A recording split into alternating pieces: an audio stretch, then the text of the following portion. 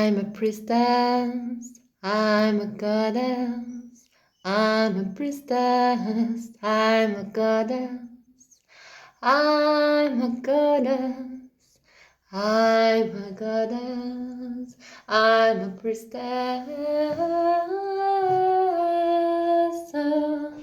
I'm a goddess, I'm a priestess, I'm a goddess, I'm a priestess, I'm a goddess, I'm a priestess, I'm a goddess,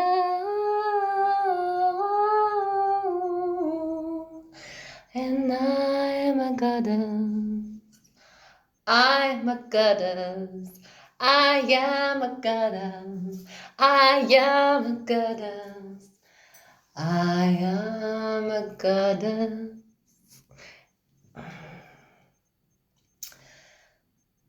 La déesse.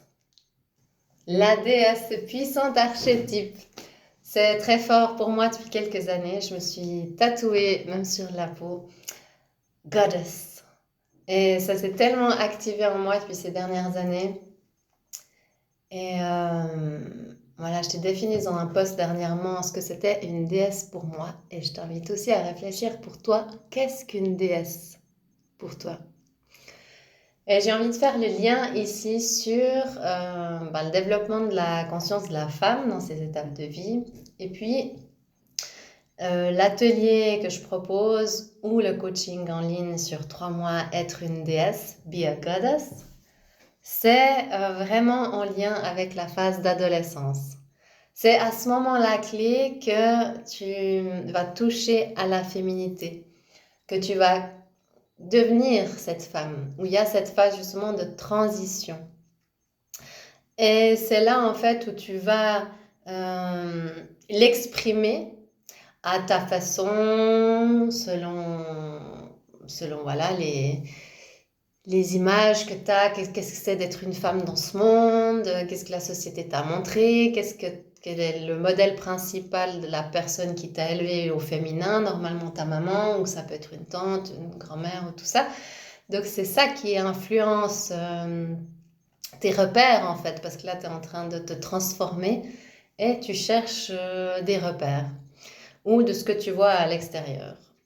Et malheureusement, voilà, ou ça peut aussi, elle va s'exprimer à sa façon à ce moment-là, mais tu n'as peut-être pas encore trouvé qu'est-ce que c'est pour toi ta féminité. Et sinon, à ce moment-là, tu peux la réprimer. Parce que, voilà, dans ce monde, ça peut être dangereux d'être une femme. C'est lourd d'être une femme dans ce monde patriarcal. Enfin, il y a énormément de choses. Donc, de pouvoir explorer, de réexplorer cette partie-là, parce que c'est ici que tu peux avoir justement les premiers blocages face à ta féminité, l'expression de celle-ci qui après continue à vivre en toi, même si tu grandis, même si tu deviens maman, tu grandis dans les étapes de femme, tu peux rester bloqué dans cet état de conscience où là, plein de choses ne sont pas guéries. Pardon, des blessures, de la honte souvent qui est portée à ce moment-là, de la honte de son corps, de la honte d'être une femme, de se sentir faible ou de devoir être justement hyper puissante, hyper productive, hyper dans son masculin pour faire face à plein de choses dans la société. Et à renier cette énergie justement féminine aussi en toi. Donc l'importance de retrouver aussi cet équilibre entre le masculin et le féminin. Voilà, c'est aussi cette période où c'est comment tu as célébré en fait le fait d'être une femme. Comment c'est venu dans ta famille, avec ta maman ou tes sœurs, comment elles t'ont apporté la féminité quand tu as eu tes règles ou quand ton corps de femme changeait. Comment c'est venu chez toi? Comment ça s'est passé ce passage? C'est important. Et après, si tu te reconnaissais pas, après on peut aussi pas se reconnaître tout ça, puis se mettre en mode garçon, je m'habille en mode sportif ou je me cache tout le temps, je mets des choses hyper larges. Bon, là, c'est pour le style, c'est pas, c'est pas pour cacher quelque chose. Non, mais voilà, c'est à cette étape-là, ou soit à côté plus rebelle, ou extrême, on va dans une, voilà, peut-être dans l'attitude, parce que tu peux très bien porter des choses très sexy, ou tes mini-jupes et tout ça, mais voilà, avoir une certaine tenue, élégance, et puis te sentir à l'aise avec tout ça, ou si tu vas dans le côté provoque,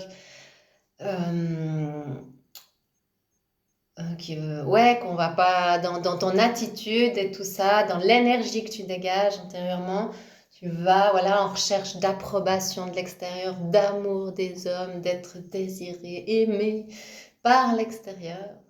Et puis tu vas voilà attirer en résonance pour cette période-là. Mais bon, ce que je veux dire, c'est que tu peux aller dans l'extrême, côté plus rebelle ou côté de refuser cette féminité. Enfin, chacun a sa façon de le faire. Mais ça permet de se reconnecter à cette partie de vie pour prendre conscience et puis voilà, libérer des blessures, des blocages, etc.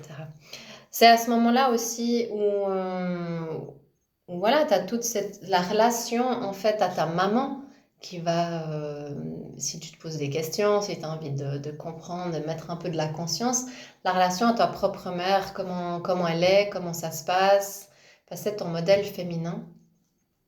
Après, la relation à tes sœurs, si tu en as, ou les cousines, ou les copines, voilà, comment tu relationnes, comment c'est, est-ce que voilà, il y a de la confiance, c'est des endroits safe où tu te sens en sécurité pour pouvoir t'exprimer, exprimer aussi ta vulnérabilité, où tu dois toujours jouer un rôle. Est-ce que tu, ouais, tu te sens à l'aise ou tu es toujours dans la comparaison, la jalousie? Est-ce que, ben voilà, si tu es belle et tout ça, on te rejette en permanence ou au contraire, on a envie d'être avec toi parce que, voilà, tu es un peu belle ou tu es stylée et puis on veut faire partie du groupe comme ça.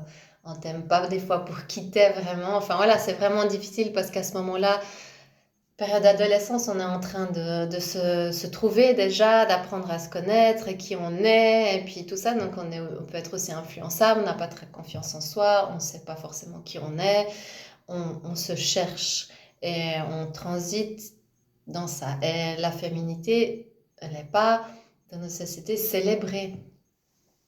Euh, voilà, elle n'est pas célébrée. On ne va pas parler de ça maintenant. Je reviens donc sinon, voilà, de connecter en fait avec ce côté féminin autour de toi et t'aligner des femmes.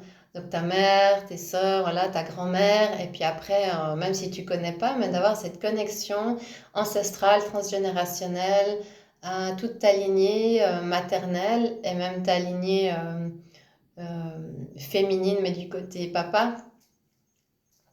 Voilà, où là il y a beaucoup de choses qui peuvent aussi se libérer, guérir en prenant conscience de ça, de certains fonctionnements, où elle peut aussi t'apporter des bonnes choses, hein. Il n'y a pas que le négatif qui est à transmuter. Voilà, et ce que je voulais encore finir pour cette phase-là d'évolution de conscience, la partie de l'adolescence, c'est aussi la relation à ton père.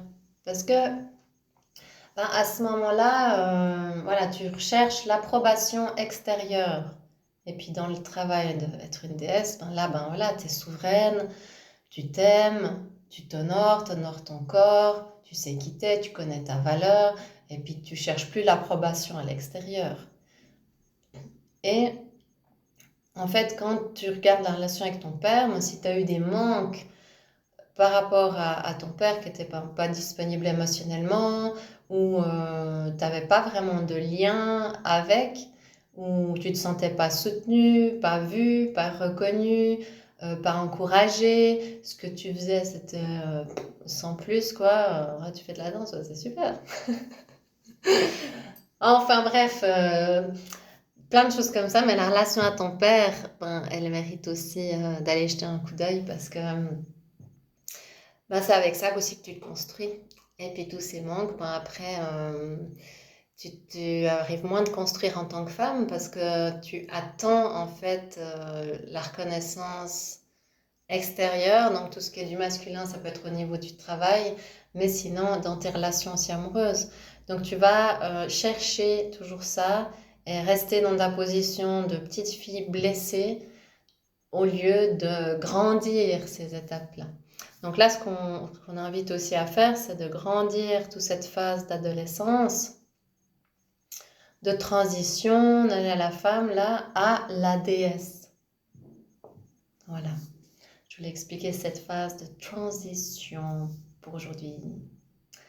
Donc, je t'invite à laisser poser ça, prendre un temps pour, voilà, peut-être prendre des notes, écrire, faire une petite introspection de ton côté sur ces sujets-là. Et puis, à définir qu'est-ce que c'est une déesse pour toi. Et puis, on se revoit soit dans un atelier en présentiel, soit pour le coaching en ligne en groupe. Être une déesse. Et puis, sinon, je ferai d'autres vidéos. À bientôt!